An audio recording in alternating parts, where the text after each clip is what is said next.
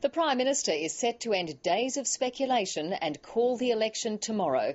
Tonight, Julia Gillard is in Melbourne, but first thing tomorrow morning she's expected to fly to Canberra. There she'll make the drive to Government House to ask for an August election. On what's likely to be the last day of the Phantom campaign, the Prime Minister paid a visit to Tasmania, while Tony Abbott homed in on Queensland. From Canberra, political correspondent Greg Jennett. There was no talk of numbers, just a literacy lesson on a drop into northern Tasmania. Oh, yes, for Noah. What about for Julia? Every expectation is that the next signature Julia Gillard seeks will be the Governor-General's. I'm not engaging in election speculation, but whenever the election is called, there will be a very clear choice about whether Australia moves forward or back. The visit to the island state marked the final leg of a 2-week tour through every state and territory. And clears the way for what government sources believe will be an August election. Prime Minister, is there going to be an August 28 election?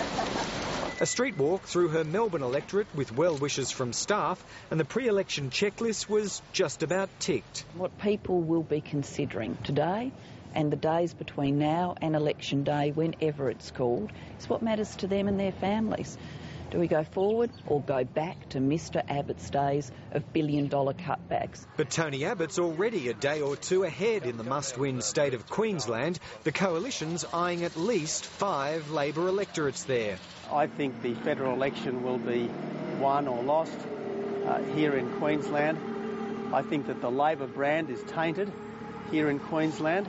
The state's former Prime Minister is due home from the US tomorrow, a timely opportunity for the Opposition Leader to remind voters of Ms Gillard's role in toppling Kevin Rudd.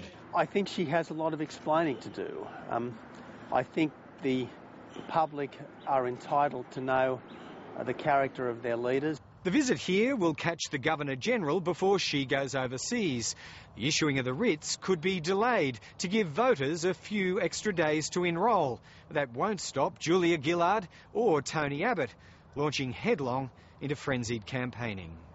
There are signs of readiness at the Prime Minister's Melbourne home, hints of optimism in the coalition. He will visit here as the Prime Minister, won't he, Peter? Absolutely right. And long weeks on the road ahead. Greg Jennett, ABC News, Canberra.